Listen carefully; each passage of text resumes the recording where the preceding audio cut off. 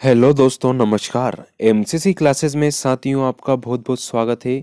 और आज हम देख रहे हैं दोस्तों आपका पेपर नंबर जो कि अगला है 1 सितंबर 2017 का। ये मध्य प्रदेश कांस्टेबल जो आपकी पेपर हुए थे वो ओल्ड पेपर हम लगा रहे हैं साथियों।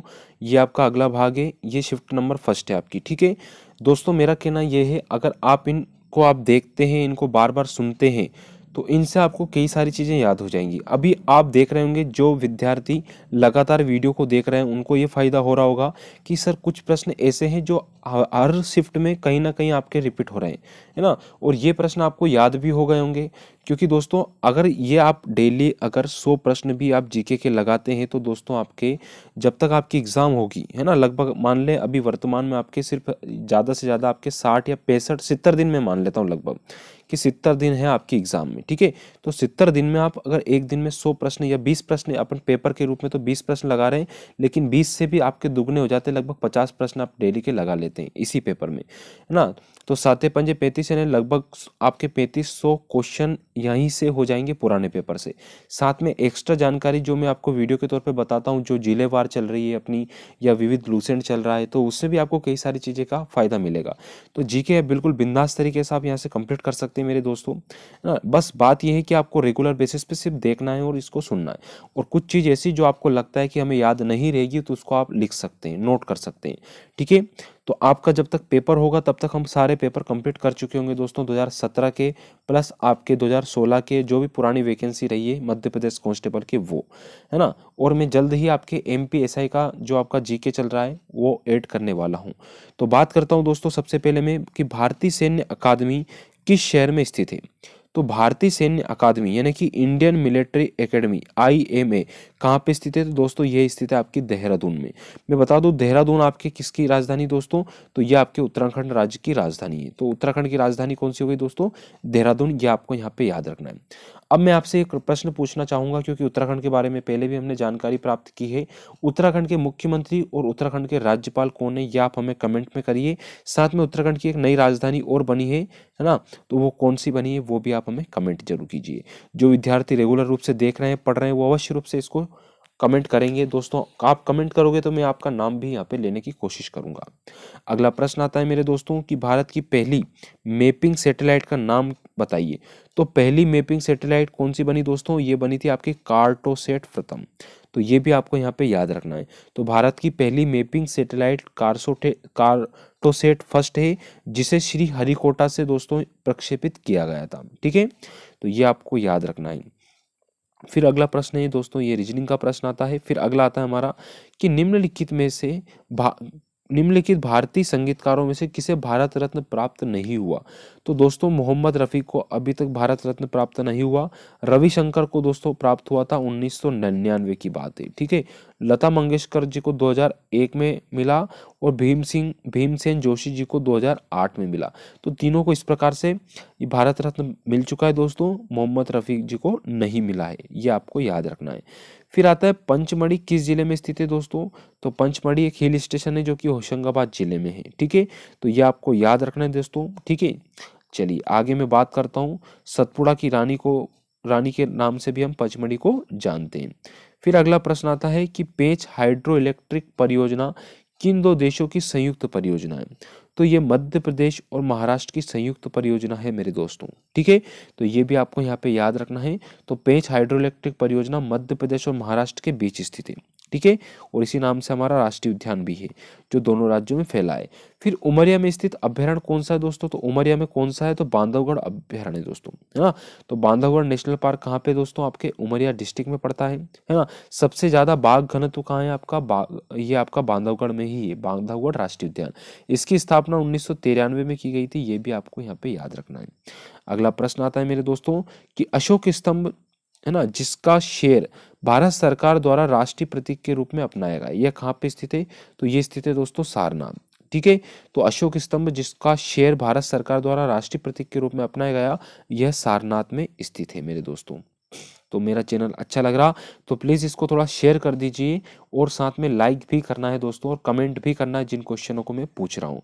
चलिए आगे बढ़ते हैं दोस्तों। दोस्तों जैसा कि मैं आपको बताता हूं कि परीक्षा ऐप के बारे में, तो परीक्षा ऐप के बारे में यह है दोस्तों कि आप डिस्क्रिप्शन में पहली बात तो आपको लिंक दे रखा है, तो यहाँ से आप ये डाउनलोड कीजिए।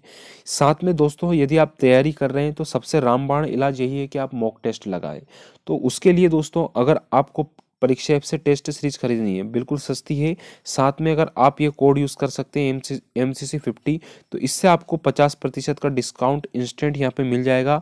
आप MP कांस्टेबल का खरीद सकते हैं क्योंकि इसकी भर्ती आ चुकी है, ग्रुप 2 का खरीद सकते हैं, है ना। साथ में SI का भी यहाँ पे आपको 50% का डिस्काउंट यहाँ पे मिल जाएगा, और MPPSC का भी आपको लेना है टेस्ट सीरीज, तो ये भी आप खरीद सकते हैं और 50% का डिस्काउंट यहाँ से पा सकते हैं दोस्तों, है ना। कोड यूज़ करना है MCC50, तो 50% का डिस्काउंट यहाँ पे आपको मिल जाएगा। चलिए दोस्तों, डिस्क्रिप्शन में लिंक दे रखा है, साथ में मैंने टेलीग्राम का लिंक भी दे रखा है, तो यहाँ से आप जुड़ सकते हैं।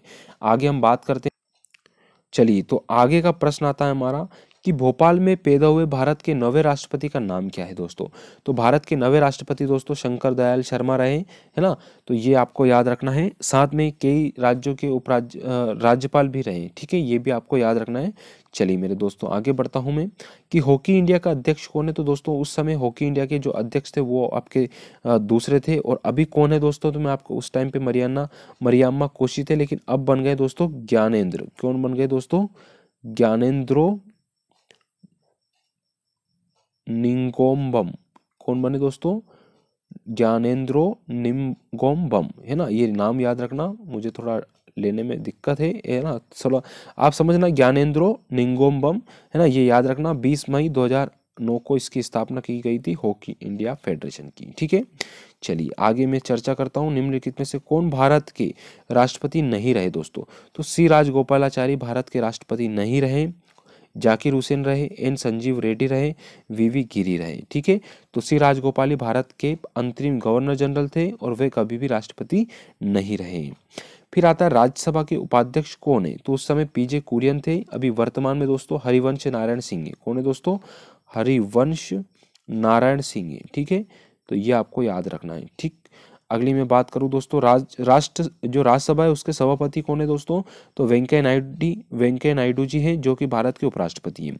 राष्ट्रीय आपातकाल की घोषणा किसके द्वारा की जा सकती है। तो ये की जा सकती है राष्ट्रपति के द्वारा, ठीक है। लेकिन किसकी सहमति पे दोस्तों? ये के मंत्रिमंडल की सहमति पे ही ये ली जा सकती है, वो भी लिखित में होना चाहिए, है ना। तो और ये अनुच्छेद आपका याद होना चाहिए 352 के अनुसार। फिर शिवपुरी में माधव राष्ट्रीय पार्क को किस वर्ष स्थापित किया गया। तो 1958 में ये किया गया था स्थापित, ये आपको याद रखना है।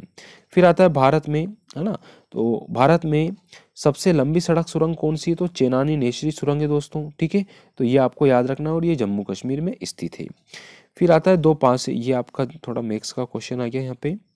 चलिए आगे बढ़ते हैं मेरे दोस्तों। अगला प्रश्न है कि निम्नलिखित में से कौन प्रथम भुगतान बैंक के है जो भारत में परिचालन आरंभ करेगा।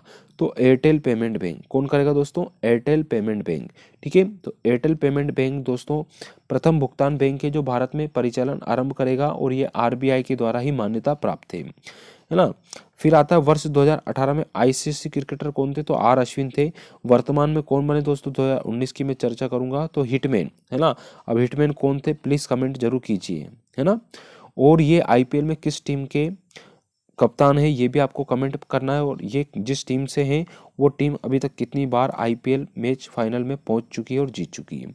भारत में राष्ट्रीय विज्ञान दिवस कब मनाया जाता है। तो ये मनाते हैं दोस्तों हम 28 फरवरी को, ठीक है। तो कब मनाते हैं दोस्तों? 28 फरवरी को मनाते हैं, डॉक्टर CV रमन के जन्म दिवस के रूप में। तो राष्ट्रीय विज्ञान दिवस 28 फरवरी। फिर आता है प्रथम कुलदीप नायर पत्रकारिता पुरस्कार देश को प्रदत्त किया गया। तो रविश कुमार को उस किया गया था, ये प्रथम किया गया था। तो ये आपको याद रखना है रविश कुमार जी के बारे में, ठीक है। चलिए आगे बढ़ते हैं। तो प्रसिद्ध पत्रकार रविश कुमार को प्रथम कुलदीप नायर पत्रकारिता पुरस्कार दिया गया। फिर भारत के प्रथम उपराष्ट्रपति कौन थे। तो दोस्तों ये थे आपके S राधाकृष्णन। कौन थे दोस्तों? S राधाकृष्णन थे, है ना। तो ये चीज आपको याद रखना है दोस्तों। फिर आता है 2016 में ज्ञानपीठ पुरस्कार किसको दिया गया था। तो ये दिया गया था शंख घोष को, है ना। यहाँ पे आपको आंसर मिल जाएगा 2016 में। लेकिन अपन बात करेंगे लेटेस्ट, तो दोस्तों 1961 में तो इस पुरस्कार की स्थापना की गई थी, ज्ञानपीठ पुरस्कार की।